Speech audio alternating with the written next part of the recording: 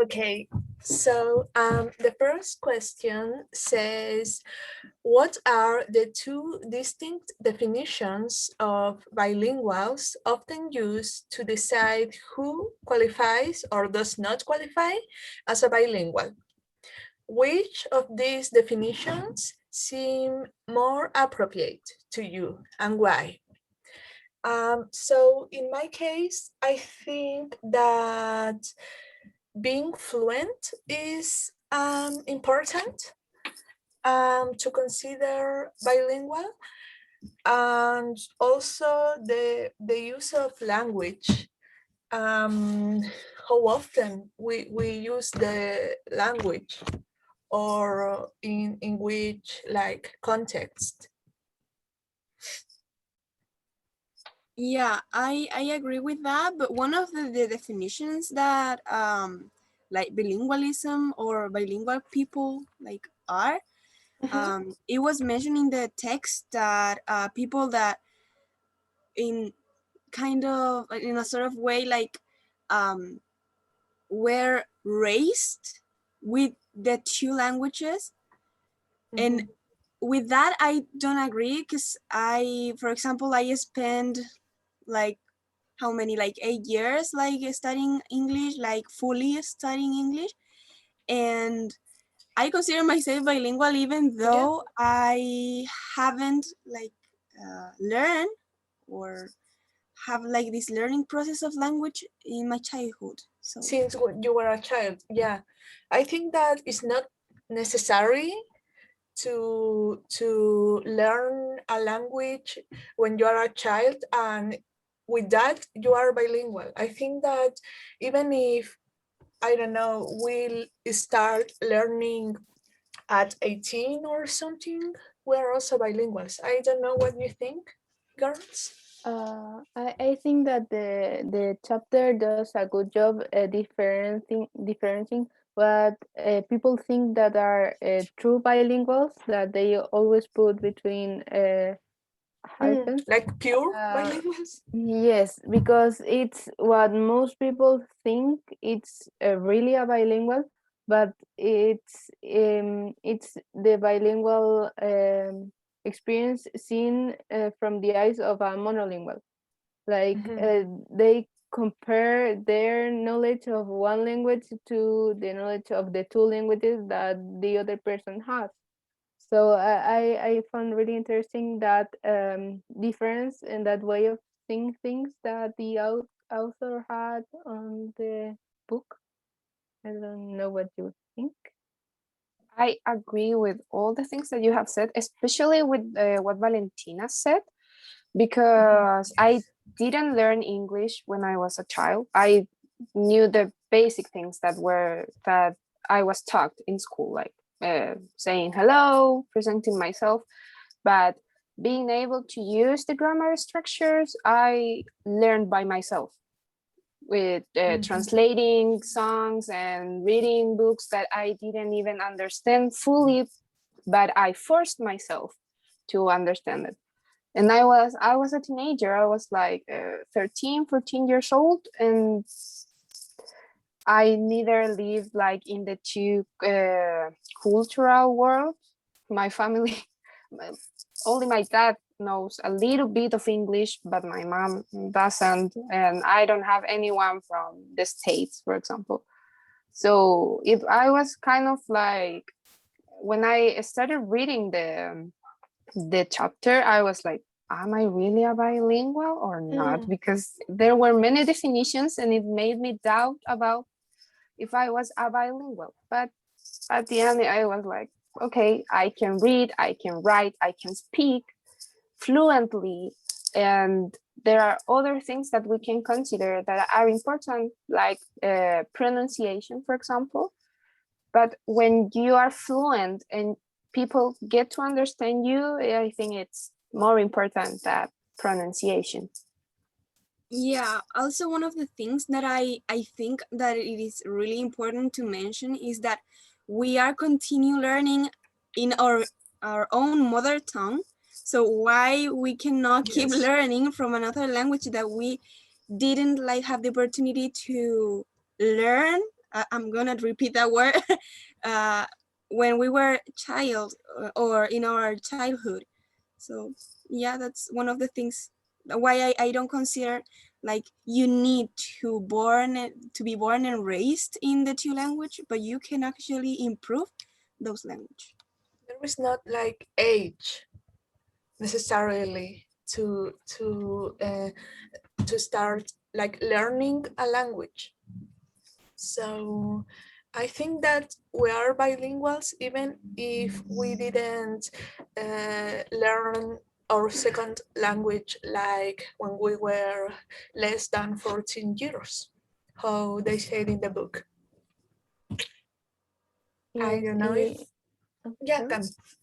I was going to say that it has something to do with effort also, because we know English, but we also practice it almost every day between us or in classes. And we before we got to the university, I think we all did a great effort in trying to learn the language by ourselves or in classes. And bilingual people, they have that. I would say that most people have that they did an effort and they studied and they got to understand not only what they were taught in their houses when they were children, but also this new language that they have to find places to use, because it's not so easy to use it everywhere like we use Spanish here.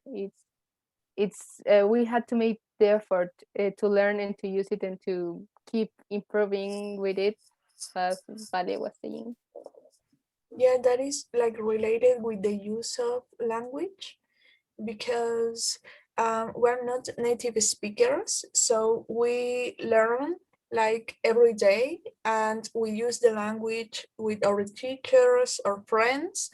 But even if we don't speak English all the day, we're also bilinguals because we use the language, not as much as we use Spanish, but we also use English, I think.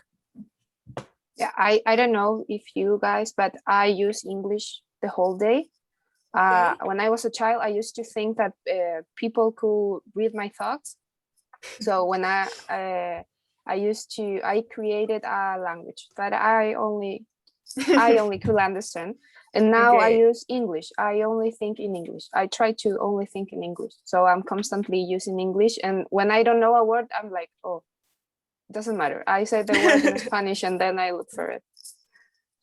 Yeah, I think Okay. that's very important because the at least to me, the purpose of being like bilingual, it has to be with the communication and what you are, what your thought are and how you communicate them.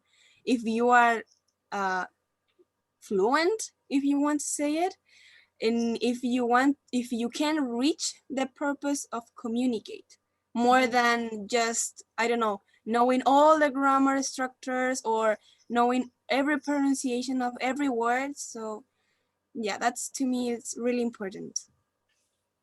Yeah, I agree with all that you guys said. Let's go to the second question because we are in a time. Okay, the second question says, a bilingual is most often described by her degree of proficiency in both languages, fluency. Um, I I think that it's important more than fluency, also how we say the language use and how the language was acquired also influence a lot, I think. I don't know what you think, guys. Yeah, I think at the beginning when you are learning, it influences a lot because, for example, I learned through music. So in music, the grammar structures are not always correct. Neither the words are Yeah. written correctly. Mhm. So that influences a lot how I learn English. But then I started reading books, so that helped me a lot more to like learn English correctly. Mhm.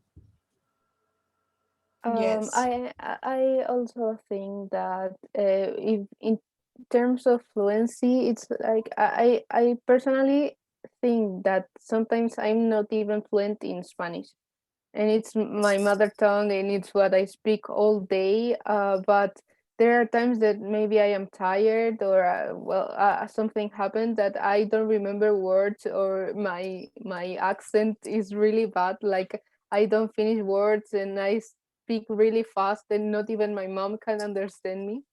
So it's and I am a Spanish speaker, so I think like saying that someone is not bilingual only because sometimes they have an accent or sometimes they sound like Sofia Vergara, uh, or s- or sometimes they forget words. It's really how can I say it? It's unjust, because they know how to speak and they can make themselves they can make other people understand them, but it's even if they are not perfect, because no one is perfect and we all make mistakes. I think that the effort they make by trying and making things better is really important. Yes. Yes, I totally agree with you girls. Actually, yeah, for me, I don't think that fluency in the way that speak like a native speaker, it's that important. I think that, as Camila said, it's important to translate your thoughts in the two languages, and it's right. I mean, in Spanish, I don't know several words, and sometimes I actually made many mistakes with the tenses and all of that. So, but I can communicate, and that it is important to me, like communicate actually. Mhm. Yeah, so those are like considered to describe and qualify a bilingual person in the first question. Sorry. And the second question in B, how important is fluency to you and why? From one, little important, to five, very important. For me, it would be like three, because more than fluency, I want that the other person understand what I'm trying to express. That is more important. So I would say, in my case, three, like in the middle. I That is think I the would question say B. okay. I think I would say like two. For me, it's not very important as long as you can give the message that you want to. Yeah, I'm agree with that. Go ahead, Vale. Yeah, to me, I agree with Camila. I don't think that it is that important. Yeah, I think that the main goal is to communicate and to express our feelings or our needs and have a chat, for example. Mhm. So yeah. Yeah, I agree with that too. But I think that when we are at university, for example, when we are giving the oral test, it's like we're very concerned about our fluency, pronunciation, on about everything. Yes. It's because there is a mark in between that. But I think that personally, I will put like a 3 or a 4, because I think even though maybe we're not that fluent in our mother tongue, and neither in the L2, I think that we should practice more of that. So the message is going to be understood easier or easier. I'm not sure. But, and I think we should work more on that. But as Cami said, Meanwhile, the message is understood, I wouldn't care that much. Mhm. Yeah. Maybe we can go to the last question. I don't know how many Yeah. minutes we've been talking. I think we're out of time, so let's go to the question. Do the last question, sorry. What does Grosjean, I don't know, mean by language mood? How would you describe your own language mood when you are speaking English at university? Why do you think is your language mood? Go ahead, girls. I need to think about this question. What I understood by language mode, it was like this, apart from all the specific words or technical words that the author used, I think it's like when you activate your L1 and your L2. So you know that you have to use just one, but if you're missing a word in that language, you can use the word from the other language. For example, the other day I was talking with my dad, and I wanted to say like fluffy. I didn't remember the word in Spanish, and I told him like this, that like you can, like cute, like, and I told him fluffy, and he looked at me and said, okay, yeah, okay. He always laughed and told me, oh, okay, yeah, but it's like I really sometimes forget the words in Spanish and I know the words in English. So that's kind of like understood by language mode. Yeah. Yeah, I will describe my own language mode in at university. As I always try to think and speak on the second language, even though I don't know certain words. I totally prefer to use another word in English, for example, than use Spanish. So And mix the languages. no, I in my personal case, I try to not mix the two languages Yeah. in order to be totally focused on speaking and to improve my English. Yeah. Yes, Got it. I also try to like make a separate wall between the languages when I am using it in places like university, because I know that we are starting to be better in English, so I try to take every chance I have to use it properly. But when I am here at my house, for example, speaking with my brothers, I make like a salad of things. I speak Spanish and then I speak English, and then I think things I want to say will sound better in one language than the other, so I change. It's really messy, but when I try, I can make like a separate difference between the two languages. I'm agreeing with you girls. I used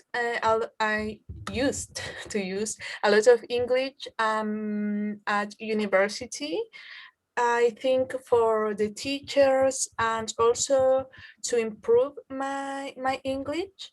But when I'm with my friends, I use both languages, English and Spanish, and also, as Cami said, I mix both languages, but also depends with who I'm talking, because if I'm talking with someone who just knows Spanish and it is not going to understand when I'm changing to English, I try not to use English at all.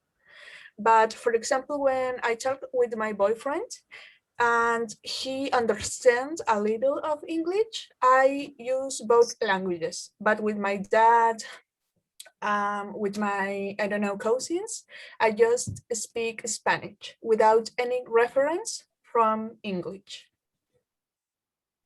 Yeah, I totally agree with that.